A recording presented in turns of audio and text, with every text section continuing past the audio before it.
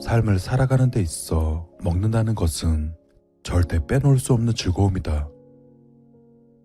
그리고 기쁘게도 이 세상은 맛있는 음식으로 가득 차 있다.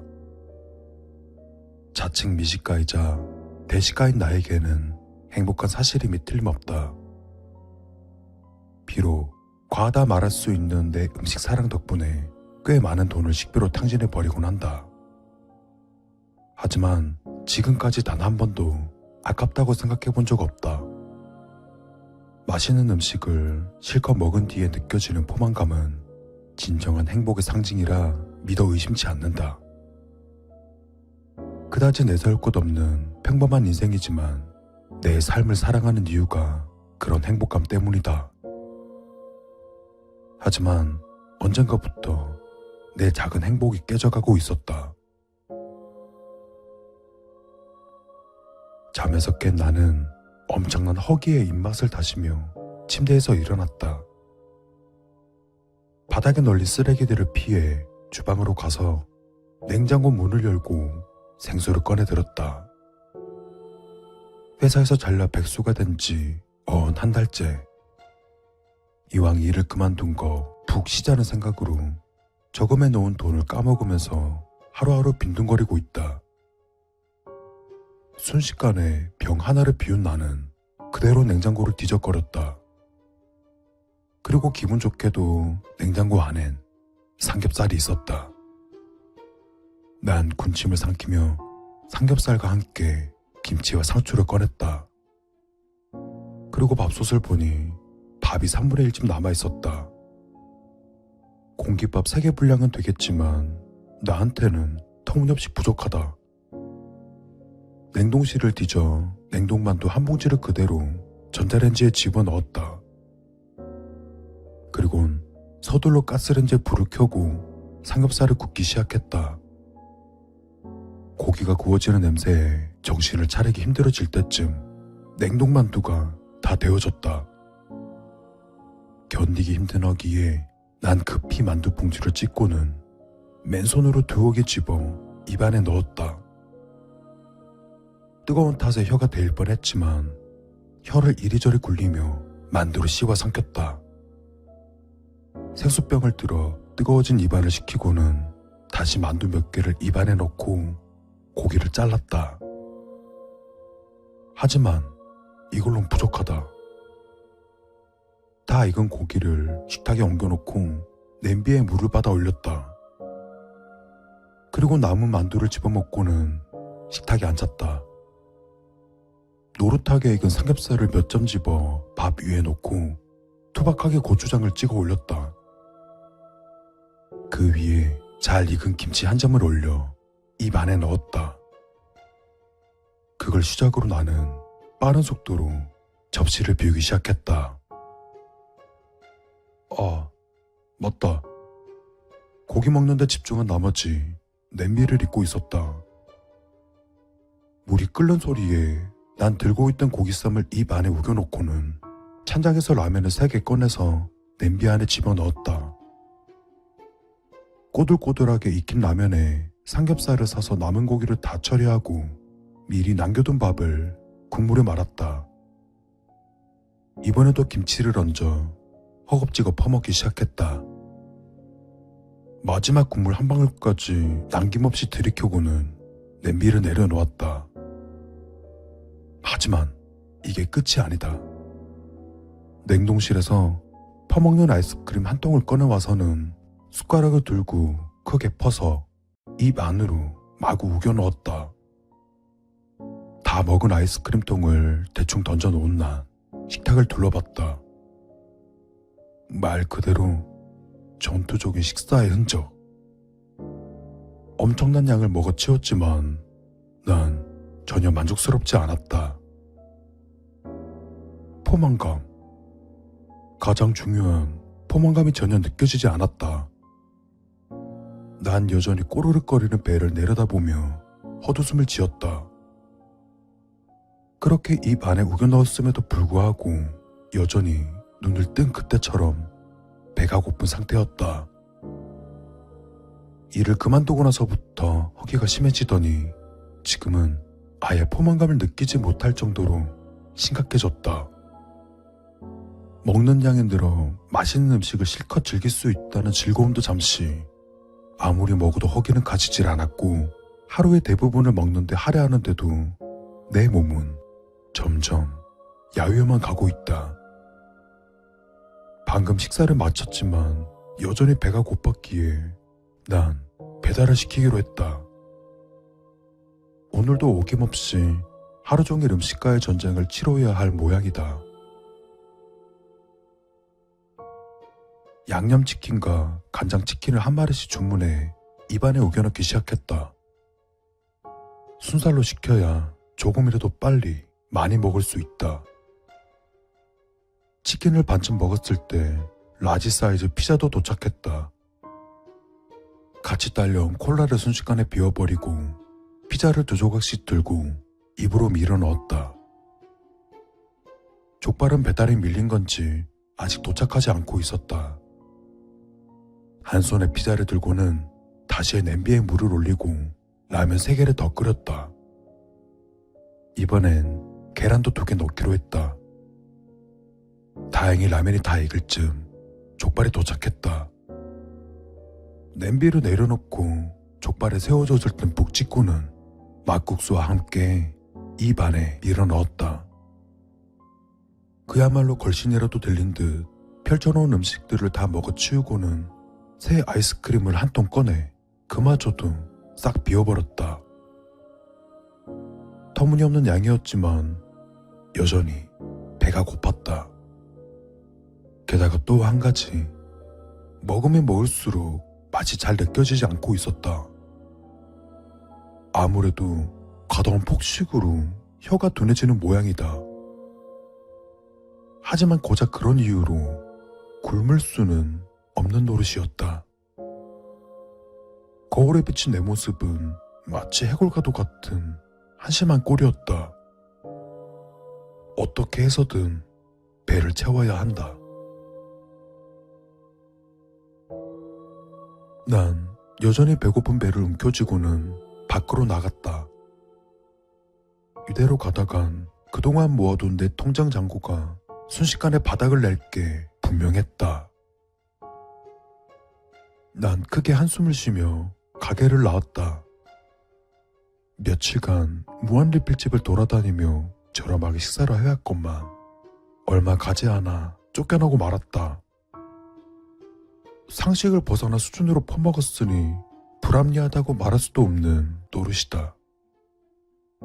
다른 곳이라도 알아볼까 했지만 나에 대한 소문이 쫙 퍼졌는지 이제 어떤 가게에서도 나를 받아주지 않는다. 이제 슬슬 돈도 떨어지고 있다. 어차피 얼마 전부터 거의 아무런 맛도 느낄 수 없었다. 그저 살기 위해 입 안에 음식을 밀어넣을 뿐. 난 남은 잔고를 체크하고는 마트로 향했다. 라면을 박스째로 사서 물을 잔뜩 넣고 끓이면 그래도 저렴하게 많이 먹을 수 있을 것 같았다. 다시 며칠이 흘렀다. 어떻게든 허기를 채우려 노력했지만 소용이 없었다. 최후에는 건빵을 물에 개어 미친놈처럼 퍼먹었지만 그마저도 한계였다. 이제 집안에 먹을 것도 없었고 더 이상 돈도 없었다. 난 거울에 비친 내 모습을 멍하니 바라보았다. 말 그대로 뼈와 가죽밖에 남지 않은 초췌한 모습. 살아있는 게 신기한 상태였다. 홀쭉해진 배에서는 연신 꼬르륵 소리가 나고 있었다. 난 헛웃음을 지으며 방바닥에 들어 누웠다. 나이를 먹을 대로 먹은 백수가 굶어 죽었다. 사람들이 날 얼마나 비웃을까. 창피해서라도 이렇게 끝내고 싶지는 않았다. 하지만 이제 더 이상 몸을 움직일 힘도 없었고 돈도 먹을 것도 없었다. 난 힘겹게 팔을 들어 앙상한 손을 바라보았다. 허기의 입맛을 다시며 난 가만히 손을 입으로 가져갔다.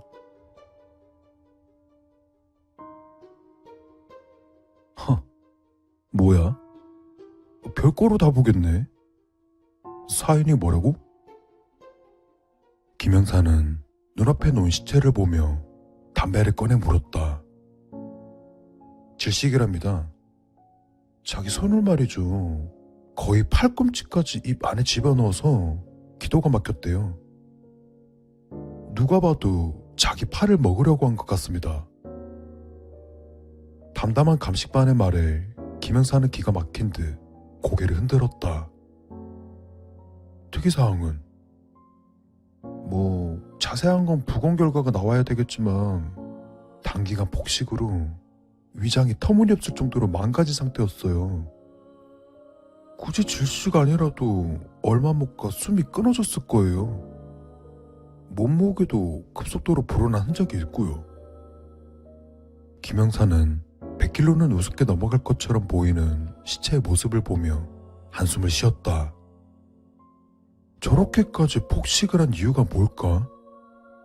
단순 식탐이라든가 스트레스라든가 그런 수준은 아닌 것 같은데. 감식반은 펜으로 머리를 긁적이며 대답했다. 글쎄요. 전례도 없고 딱히 이렇다 할 흔적도 없어서 뭐라 말씀드리기 힘드네요. 터무니없겠지만 굳이 제 생각을 말씀드리자면 영화 한 장면이 생각나요. 혹시 그거 보셨어요? 브래드 피트 나온 영화. 거기에 보면 살인자가 어떤 사람에게 총 들이대면서 억지로 막 음식을 먹게 하거든요. 그 사람이 폭식으로 죽을 때까지 말입니다. 김영사는 길게 담배 연기를 뿜어내며 몸을 돌렸다. 참나, 진짜 걸신이라도 들린 거야 뭐야. 민망해하는 감식반을 뒤로 하고 밖으로 나섰다. 여러 가지 미심쩍은 부분은 있었지만 결과적으론 사고사 정도로 끝날 것 같다.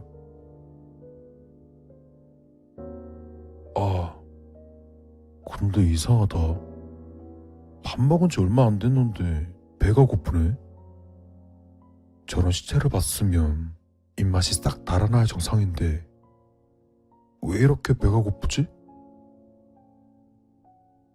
김영사는 급작스레 밀려오는 허기에 의아해 하며 식당으로 향했다.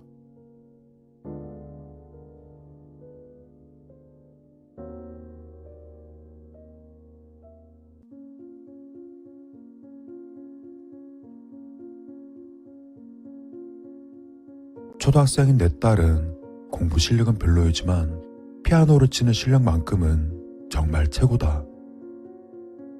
시국이 시국인지라 매일 다니던 레슨은 잠시 쉬고 원격으로 주 2회 수업을 듣고 있다. 그러나 원격으로 진행되는 레슨임에도 불구하고 내 딸은 정말 습득력이 좋았다. 아이는 빨리 배우지만 학습 컨텐츠가 따라가지 못하는 수준이다. 그리고 원격 수업이라고 수업료가 싼 것도 아니었다. 터무니없이 학원비가 비싸다는 생각에 딸이 다니는 학원에 문의 전화를 해보았다. 이 번호는 없는 번호입니다. 다시 한번 확인하지. 지금 이 시국을 버티지 못하고 폐업이라도 한 것일까? 내 딸에게 물어보았다. 그러자 어제까지 들었던 원격 수업이 마지막이었다고 말했다. 어서오세요, 아버님. 너가 미나구나. 어디 실력 좀 볼까? 여기저기 수소문한 끝에 겨우 주 4회 주말까지 수업을 하는 학원을 찾게 되었다. 아이가 기뻐하는 모습을 보니 나도 기분이 좋아진다. 학원 대기실은 온풍기를 제대로 틀어놓아서 그런지 조금 더웠다. 외투를 벗어 무릎에 올려놓고 주변 눈치를 보다 온풍기의 바람 세기를 낮추었다.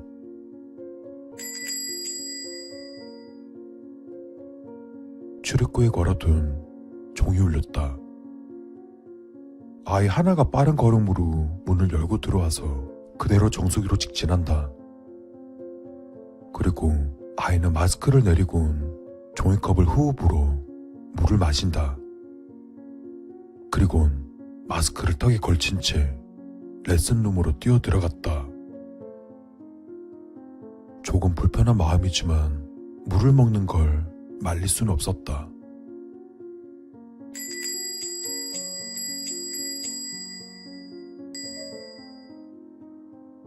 잠시 후 대여섯 명쯤 되는 아이들이 우르르 들어오곤 이어서 엄마들도 들어왔다. 아이 6명과 그 아이들의 엄마로 보이는 6명. 총 12명이 한꺼번에 들어왔다. 왁자지껄 대기실에서 외투를 벗는 아이들과 가방을 챙기는 학부모로 발 디딜 틈이 없었다. 밖은 추웠는지 손끝이 빨간 사람도 보인다. 목도리와 장갑을 낀 사람도 있다. 잠시 후 아이들이 합주를 하나 보다. 방음이 된 창밖에서 아이들이 배우는 모습을 지켜볼 수 있다. 옹기종기 앉아 악기를 만지는 아이들이 보인다. 조망만한 손으로 피아노와 바이올린, 이름 모를 현악기를 다루는 게 신기하고 귀여웠다.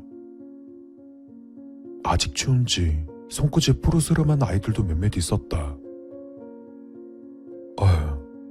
장갑이나 좀 끼워서 오지. 이내 자기 아이를 보고자 하는 학부모들 때문에 내 아이는 보이지 않았다. 잠시 후 엄마들은 어느 정도 정리가 되자 서로 약속이라도 한 듯 보온병을 하나씩 꺼내놓았다. 그중 하나는 1리터는 좋게 되어 보이는 커다란 보온병이었다. 커다란 보온병을 꺼낸 엄마는 덩치도 컸다. 다른 엄마들은 각자 보온병 외에도 빵집에서 사온 빵과 케이크를 꺼내서 벌려놓았다. 지금 시국이 어떤 시국인데 음식을 준비하지 못한 엄마들의 나서서 준비하는 모습은 참으로 묘했다. 큰 보온병 앞에는 작은 보온병들 여러 개가 있었다. 그리고 그 모습은 마치 먹이를 기다리는 참새 새끼처럼 입구를 벌리고 모여들었다. 이어서 시작되는 다가와 아주머니들의 수다 시간. 작게 들리던 아이들의 음악 소리는 아주머니들의 수다에 묻혀버린다. 뭐가 그리 재미있는지 연신 웃고 떠들며 먹고 마신다. 불편한 마음에 이어폰을 챙겨둔 크로스백을 뒤졌다. 어머, 아버님도 커피 한잔 하실래요? 덩치 큰 아주머니 호의 섞인 말투에 맞은편에 앉은 키가 작은 아주머니는 호들갑스럽게 커피를 따를 종이컵을 챙긴다. 아니요, 괜찮습니다. 정말로. 키 작은 아주머니는 시무룩한 표정으로 컵을 다시 돌려놓으려 했다. 아니야, 말은 그렇게 해도 갖다 주면 잘 드셔. 높임인지 낮춤인지 모를 이상한 말투에 손사래를 쳤다. 안 드신다잖아. 냅둬. 길쭉한 아주머니와 덩치 큰 아주머니 사이에서 갈팡질팡하던 작은 애엄마는 창가를 보며 딴청을 피운다. 요즘 시국이 이런데 여기서 드시는 건 좀 그렇지 않나요? 없는 용기를 짜내서 아주머니들에게 말을 했다. 저희는 예전부터 이렇게 했는데 안 걸리던데요? 덩치 큰 아주머니는 의아한 듯 날 쳐다보며 말했다. 어른은 몰라도 애들도 많은데 좀 안 걸린다니까요. 그리곤 한 손에 컵을 들고 돌아앉아 내 말을 끊어버린다. 아니, 제가 뭐라는 건 아니고요. 참. 아주머니는 혀를 찬 건지 입맛을 다신 건지 순간 화가 났지만 이어폰으로 귀를 막고 핸드폰을 쳐다봤다. 연신 신나는 듯 그 아주머니들은 크게 웃으며 먹고 마시며 수다를 이어가는 무리였다. 레슨 시간이 끝나고 나오던 내 아이는 만족스러운 표정이었다. 선생님과 나누는 상담은 3분도 채 되지 않았다. 내가 조금 불편한 마음이면 어쩌려. 내 아이가 이렇게 좋아하는데. 지겨운 역병이 세계에 번진 지 어느새 2년이 훌쩍 지났다. 그 와중에도 아이들은 배우고 자라며 어른들은 돈을 벌기 위해 아등바등 살아가고 있다. 아직도 많은 사람들이 많이 힘들고 많은 희생을 치르고 있는 중이다. 나 또한 많은 것을 잃었다. 병을 앓던 아버지는 전염병과의 합병증으로 돌아가셨다. 지인 중에도 돌아가신 분도 있고 전염병에 걸려 입원하신 분도 있다. 그리고 이 거지 같은 상황이 길어지자 많은 사람들은 이 시국에 적응하였다. 각종 예방 수칙이 생활화되었고 회사와 가정도 조금씩 맞춰져 갔다. 그 역병은 잠복기가 1주에서 3주 정도인 것으로 알고 있지만 최대 6개월까지 잠복한 사례도 보고되었다. 또 대인간의 타익으로 전염이 되며 체온이 일반인보다 3도에서 5도 정도 높다고 한다. 그리고 환자 본인은 자신의 체온이 높다는 사실을 잘 느끼지 못한다고 한다. 입가에 발진이 생기고 심한 경우 목까지 발진이 생기며 신체에 떨림이 있고 손끝이나 발끝, 코끝 등 종단부가 붉어지며 호흡곤란을 동반한다. 면역력이 약해져서 각종 합병증에 걸리기 쉬우며 심한 경우에는 사망하게 된다. 현재까지의 국내 사망률은 1.5%이다. 그리고 나도 그 1.5%에 해당할지도. 그리고 당신은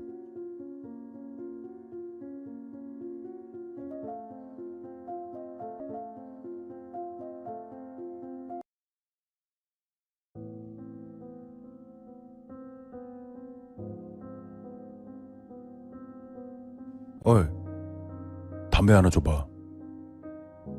편의점 바닥을 닦고 있는 중 술 냄새가 확 풍기는 손님이 들어와 내게 말했다. 나이도 그리 많지 않아 보이던 그는 다짜고짜 반말이다.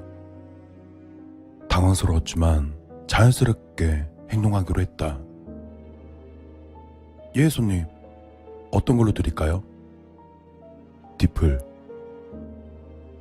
남자의 퉁명스러운 대답에 기분이 살짝 상한다. 하지만 시끄러워져 봐야 좋을 게 없으니 그냥 참기로 한다. 담배를 꺼내는 중 그는 음료진열장으로 걸어가더니 계산도 하지 않고 물 한 병을 꺼내어 벌컥벌컥 마신다. 게다가 바닥에 잔뜩 흘리면서. 진상 손님이 와서 내 인내심을 시험한다. 제발 빨리 계산하고 나가라 그냥. 하지만 내 기도가 무색하게 남자는 조용히 갈 생각 따윈 전혀 없어 보인다. 그리고 남은 물병을 바닥에 팽개치고는 카운터에 놓인 담배를 뜯어 담배를 피기 시작한다. 욕이 나오는 걸 참으며 손님에게 이야기했다. 손님, 편의점 내에서 흡연하시면 안 되고요. 담배랑 생수 아직 계산 안 하셨어요. 그는 날 흘끗 보더니 피식 웃으며 카운터에 놓인 사탕통을 바닥에 엎는다. 알바 주제에 누구한테 이래라 저래라요? 한심한 새끼. 순간 화가 치밀었지만 마지막으로 한 번만 더 참기로 한다. 시끄러워지는 건 정말 싫다. 일단 손님을 보내는 게 중요하다. 저기 손님, 계산하실 필요 없고요. 여기서 이러지 말고 그냥 가세요. 뭐 임마? 알바 주제에 어디서 건방지게. 그는 손에 들고 있던 꽁초를 나에게 던진다. 어이가 없어 가만히 서 있자 내가 겁먹은 걸로 보였는지 만족스럽게 웃은 남자는 몸을 돌려 편의점 밖으로 나간다. 그래도 다행이다. 그래, 그대로 나가라, 이 재수없는 새끼. 하지만 아직 끝나지 않은 모양이다.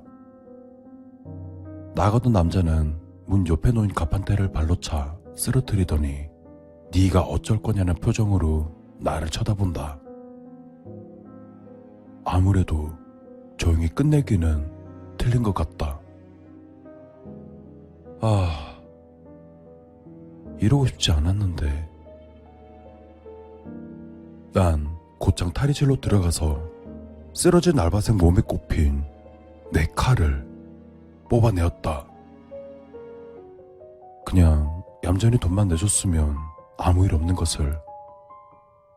TV를 많이 봐서 그런지 요즘 애들은 겁도 없다. 증거를 없앤답시고 피와 발자국을 닦아내던 타이밍에 진상 손님을 만나버렸다. 조용히 물건만 사고 나가지 왜 진상을 떨고 그래? 안 그래도 내 얼굴 본 놈을 살려두기 찜찜했는데 차라리 잘 되었다. 까짓거 저놈이 알바 죽이고 편의점에 불질러 자살한 걸로 해야겠다.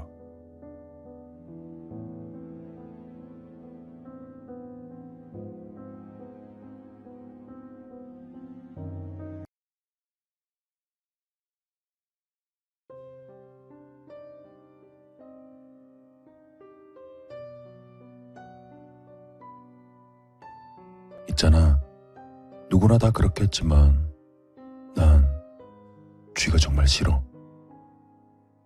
다 큰 남자가 뭐 그런 걸 무서워하냐 하겠지만 쥐 공포증이라고 이야기해도 될 정도로 난 쥐가 싫어. 얼마 전까지 내가 그리도 싫어하는 쥐 때문에 밤잠을 설친 일이 있었지. 지금부터 얘기할 테니 잘 들어봐. 대학에 합격하고 내가 잡은 자취방은 집세가 싼 낡은 주택이었어. 학생보다는 혼자 사는 일용직 분들이나 형편이 어려운 사람들이 많이 사는 곳이긴 한데 집을 떠나서 자유를 느낄 수 있으니 그것만 해도 충분히 행복하지. 매일같이 술 먹고 늦게 들어가서 잠만 자고 나오곤 했어. 근데 밤 늦게 집에 들어가 자려 하면 항상 신경 거슬리는 소리가 들리는 거야. 쥐가 뭔가 갉아먹는 듯한 소리? 내가 좀 예민한 편이라 작은 소리에도 잠을 잘 못 자거든. 게다가 내가 그렇게도 싫어하는 쥐소리라니. 그게 계속되니 엄청 스트레스더라고. 문제는 귀를 막고 자려 해도 쥐가 있을 거란 생각에 불안해서 잘 수도 없는 거야. 한동안은 계속 수면 부족이 시달렸지.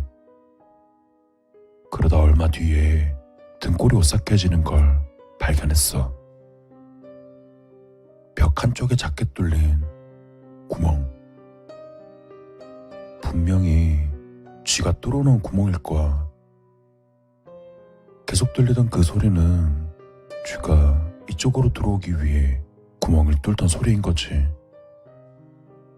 그 길로 뛰어나가서 쥐약이랑 식빵을 사왔어.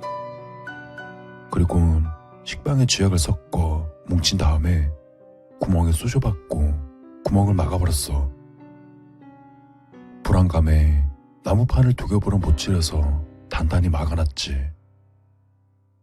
그 이후로 정말 다행인 게 갉아먹는 소리는 안 나더라고. 쥐약을 퍼붓다시피 섞었으니 한 방에 픽 가버렸겠지. 오래된 일도 아니고 불과 이틀 전에 있었던 일이야. 그날 이후론 발 뻗고 잘 수 있었어.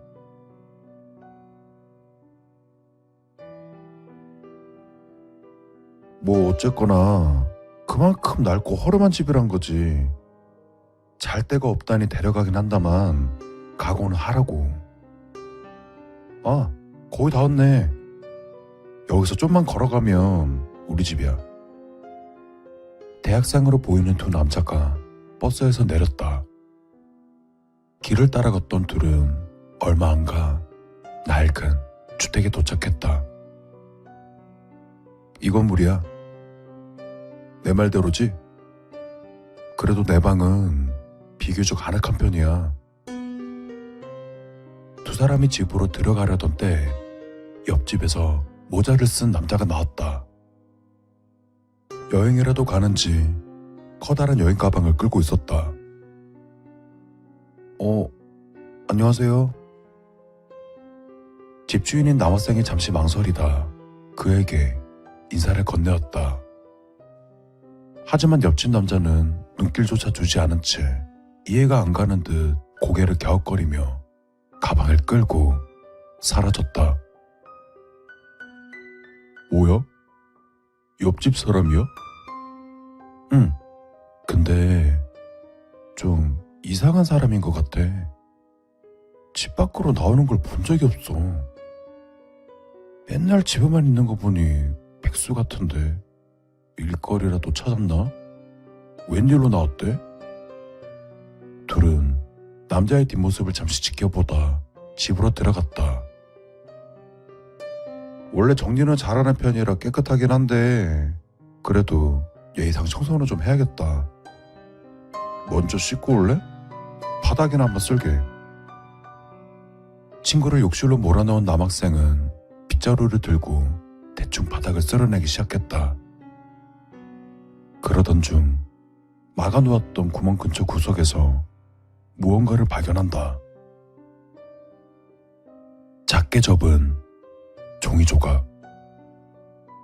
구석에 떨어져 있어 그간 발견하지 못했던 것 같다. 보통이라면 그냥 버렸겠지만 무언가 이상했던지 종이를 펼쳐 내용을 확인한다. 살려주세요. 옆집에 갇혀 있어요. 남자가 음식조차 잘 주지 않고 절 학대하고 있어요. 큰 소리를 냈다간 남자가 알아챌 거예요. 제발 도와주세요. 남학생은 믿을 수 없다는 표정으로 단단히 막아놓은 구멍을 바라보았다. 며칠 전 쥐약을 섞은 식빵을 구멍에 쑤셔 넣은 기억. 그리고 이해가 되지 않는다는 표정으로 커다란 가방을 끌고 가던 그 남자. 그때 욕실에서 친구가 나왔다. 뭐해? 뭔 일 있어? 아니야. 일은 무슨. 청소 좀 하느라. 그는 대답하면서 슬쩍 쪽지를 숨겼다. 근데 생각보다는 집이 깔끔하네. 쥐 같은 건 없을 것 같은데? 친구의 말에 남학생은 고개를 희미하게 끄덕였다. 그리곤 쪽지를 몰래 쓰레기통에 버리며 생각했다. 친구의 말이 맞다. 이 건물에 처음부터 쥐는 없었다.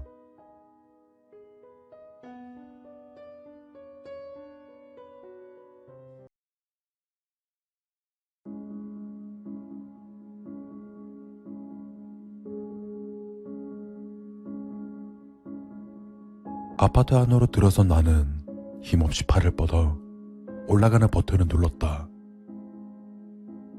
지금 엘리베이터가 있는 곳은 17층.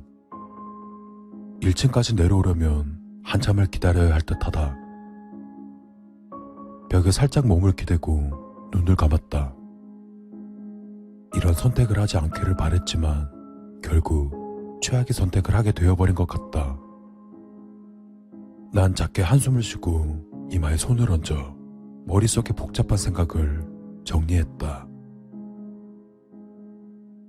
최악의 선택이라고 했지만 솔직히 아쉬운 마음이 들지는 않았다. 결국엔 이렇게 될 줄 알았다 라고 할까?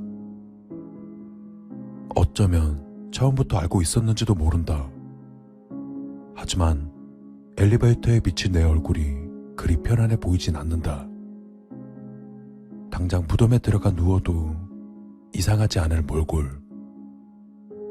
요 며칠간 너무 극심한 고민을 한 탓일 것이다. 도착한 엘리베이터를 타고 버튼을 누르려는 순간 앳된 소녀의 목소리가 들렸다. 잠시만요, 아저씨. 교복을 입고 열심히 뛰어오는 중학생 정도 되는 소녀를 보고 난 잠시 망설였다. 하지만 그냥 기다려주기로 했다. 감사합니다. 허리가 90도가 될 정도로 꾸벅 인사를 하는 아이의 모습을 보니 기분이 한결 나아졌다. 소녀는 8층 버튼을 누르곤 가만히 날 쳐다보고 있었다. 난 아무 일도 없는 척 엘리베이터 숫자만 바라보고 있을 때 소녀는 갑자기 생각나는 듯 주머니를 뒤적여 무언가를 쓱 내밀었다. 아저씨, 사탕이에요. 드세요, 이거. 천진난만한 아이의 얼굴에 나도 모르게 피식 웃음이 새어나왔다. 내 손엔 학원 홍보 스티커가 붙은 사탕 한 알이 놓여 있었다. 요 앞에서 받았어요. 소녀는 부끄러운 듯 머리를 긁적이더니 말을 이었다. 아저씨 표정이 너무 우울해요. 단 거 먹고 힘내세요, 아저씨. 그리곤 다시 한번 꾸벅 인사한 뒤 8층에서 내려 집으로 들어갔다. 난 맨 꼭대기층에 도착할 때까지 가만히 사탕만 바라보고 있었다.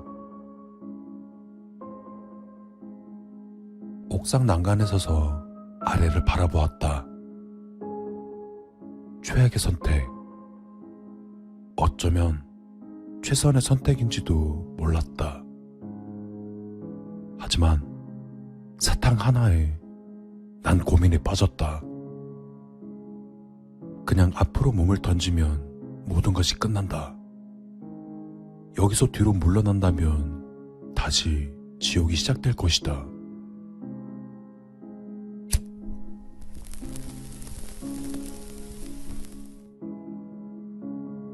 난 확실히 결심했다고 생각했다.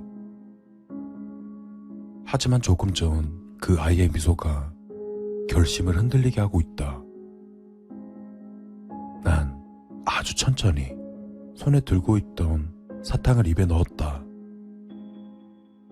믿을 수 없을 정도로 달콤했다. 그리고 떠오르는 그 소녀의 얼굴. 난 등을 돌려 난간에서 내려왔다. 다시금 엘리베이터를 기다리며 소녀가 8층에서 내린 걸 기억했다. 천사 같은 그 아이. 그런 아이들이 세상에 있는 한 난 죽을 수 없다. 내 몹쓸 취미 덕분에 죄책감도 많이 느끼고 고쳐볼 생각도 많이 했지만 소용이 없었다. 그냥 뛰어내려서 사라지는 것이 내가 내린 최악, 아니 최선의 선택. 하지만 그 소녀는 내 생각을 마지막 순간에 바꾸어 주었다. 이렇게 착하고 예쁜 아이들을 두고 내가 어떻게 죽겠어? 칼을 챙겨오길 잘했네. 8층에서 내린 나는 처음과는 비교할 수 없을 정도의 밝은 얼굴로 아이가 들어간 집에 초인종을 눌렀다.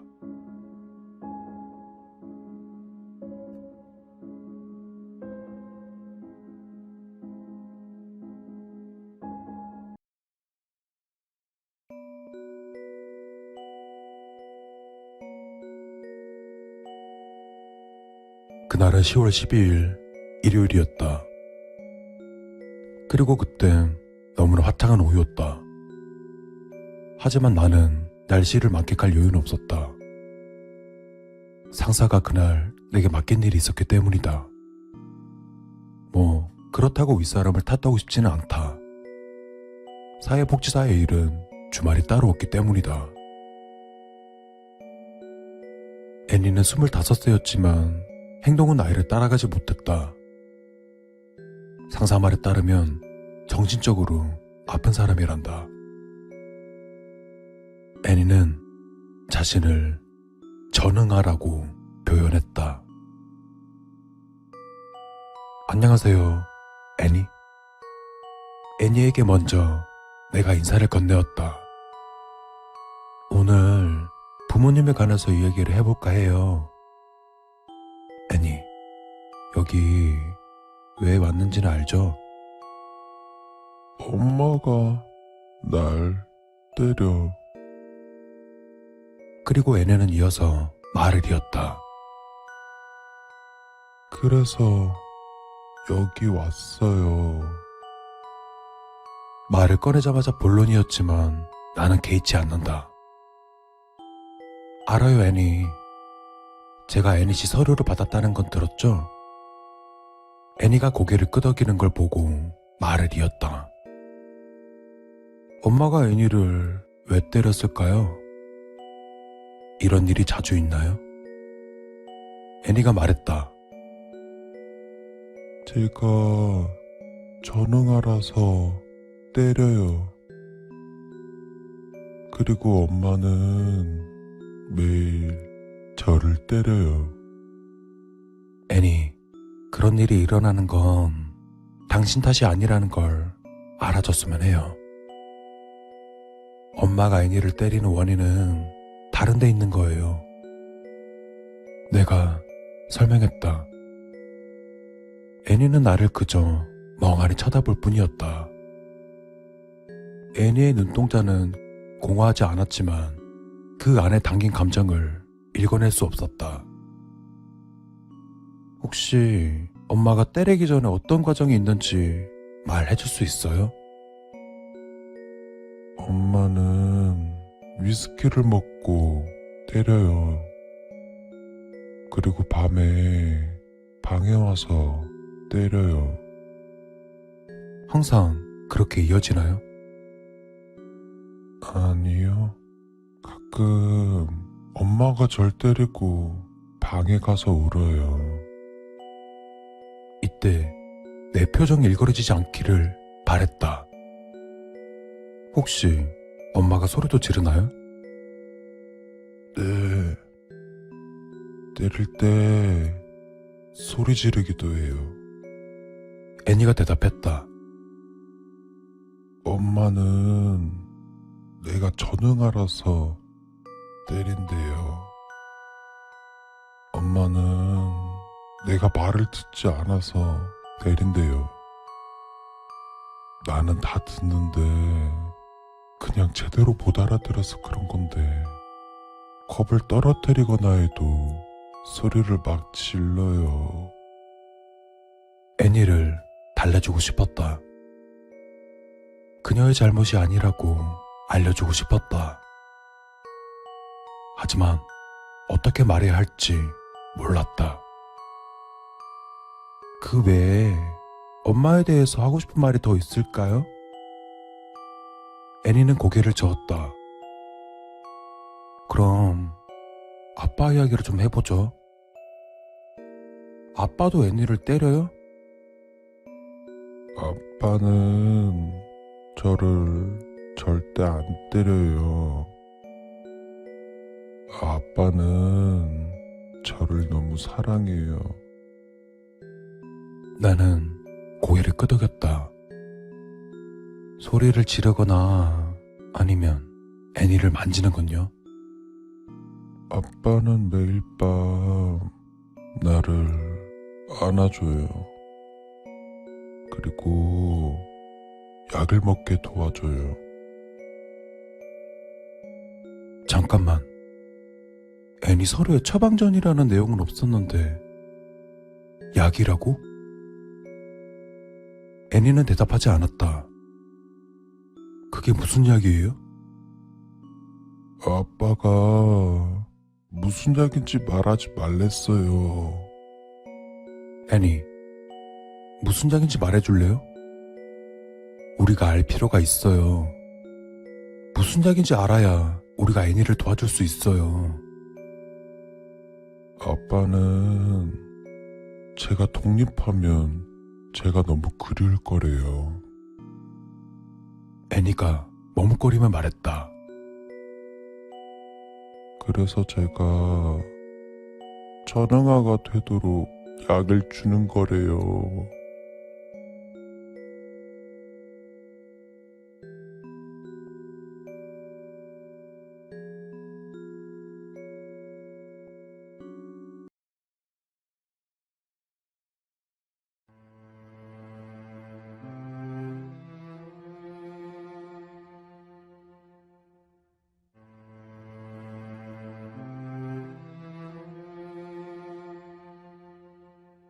나는 가끔 그런 게 있어. 별로 믿고 싶진 않은데 뜬금없이 머릿속에 아, 이렇구나 라는 생각이 드는 거. 아버지가 돌아가시고 좀 됐지만 그때 있던 일을 잠깐 돌아보자면 아버지가 감기를 너무 심하게 앓으셔서 일을 쉬던 중이셨어. 한동안 집에 계시고 좋았는데 밥상 차려드리고 같이 먹으려고 앉아있는데 기침을 심하게 하셨어. 그때 갑자기 머릿속에 아, 우리 아빠가 암이구나 라는 생각이 드는 거야. 뭔 개같은 생각이어하고 아빠랑 밥 먹고 상을 치웠어. 그리고 며칠 후에 나가 놀다 휴대폰을 두고 이동한 걸 알게 되었어.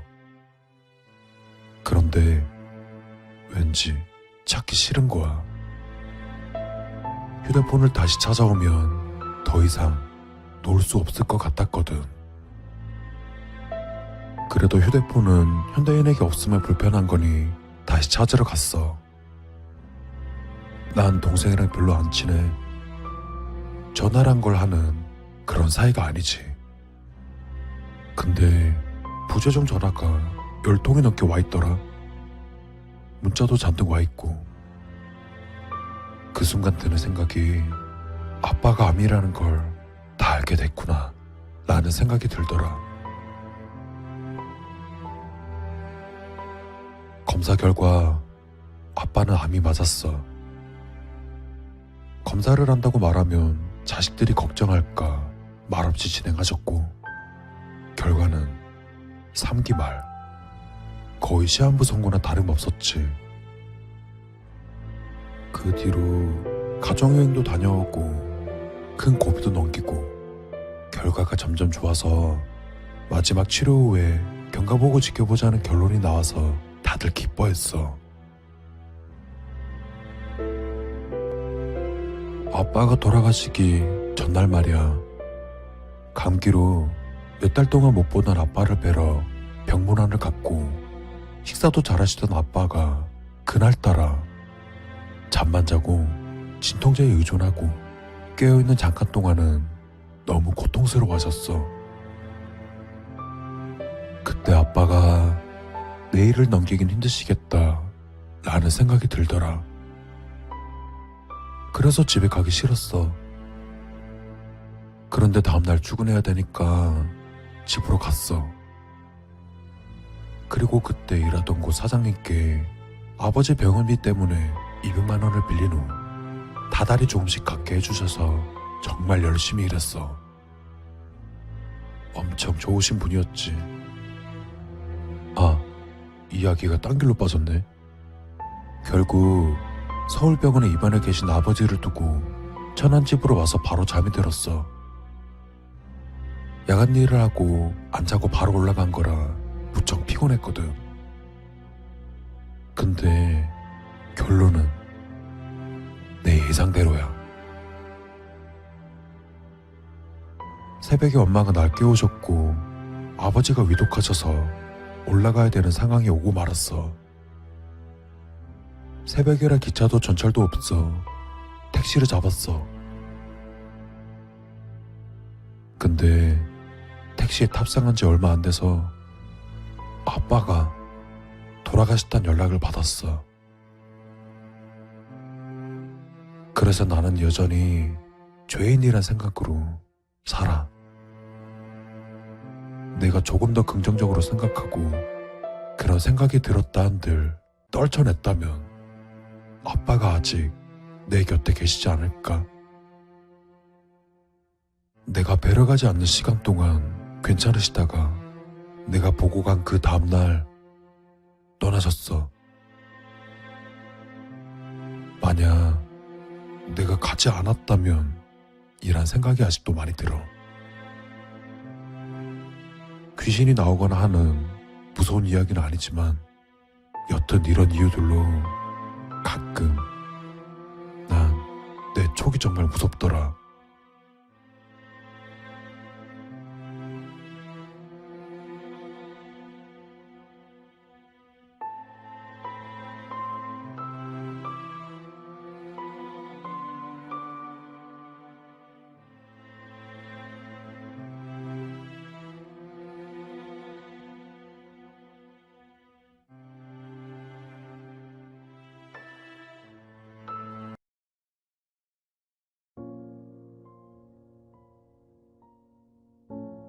인터넷이 연결되어 있지 않은 고사양 컴퓨터와 최신 TV, 게임과 잡지, 책, 운동기구 등 필요한 물품이 무한으로 제공된다. 하루 3끼 원하는 식사와 간식 제공, 푹신한 침대와 따뜻한 물이 콸콸 쏟아지는 욕실이 딸린 방. 만약 위와 같은 것들이 무제한으로 제공된다면 당신은 밖으로 나가지 않고 얼마 동안이나 행복하게 지낼 수 있을까? 한 달인 사람도 있을 것이고 1년인 사람도 있을 것이고 평생을 살아도 좋다는 사람도 있을 것이다. 하지만 나 같은 경우는 고작 일주일 정도뿐이다. 그 이상 갇혀있는 것은 절대로 사양이다. 벽에 걸린 달력의 오늘 날짜에 빨간 X표를 쳤다. 누군가에겐 천국처럼 보이는 이곳에 갇힌 지 오늘이 정확히 100일째 되는 날이다. 앞서 말했듯이 난 이미 이곳이 지긋지긋하다 못해 혐오스러울 지경이었다. 분명 안락하고 편한 곳인데다 언제든 맛있는 음식을 먹을 수 있지만 타인에 의해 강제로 이곳에 갇힌 내게는 그저 모든 것이 짜증날 뿐이었다. 한숨을 내쉬고 방을 둘러보고 있을 때 한쪽에 있는 시계에서 알람 소리가 들려왔다. 오후 6시, 저녁 식사 시간이다. 철로 된 방문 아래 작은 구멍이 열리고 식사가 들어왔다. 그리고 여느 때와 다름없이 날 여기에 가둔 여자의 목소리가 들려왔다. 날 사랑한다고, 날 위한 거라고, 이게 최선이라고 말하는 저 여자. 식사 때마다 그녀는 한 번도 거르지 않고 같은 소리를 반복한다. 난 그 말을 무시한 채 식사를 가져와 밥상에 앉았다. 날 사랑하기 때문에 가둔다는 저 미저리 같은 여자 때문에 이곳에 갇힌 지 어느덧 100일이 되었다. 내 머릿속은 온통 이곳을 탈출하고 자유를 되찾자는 생각으로 가득 차 있었다.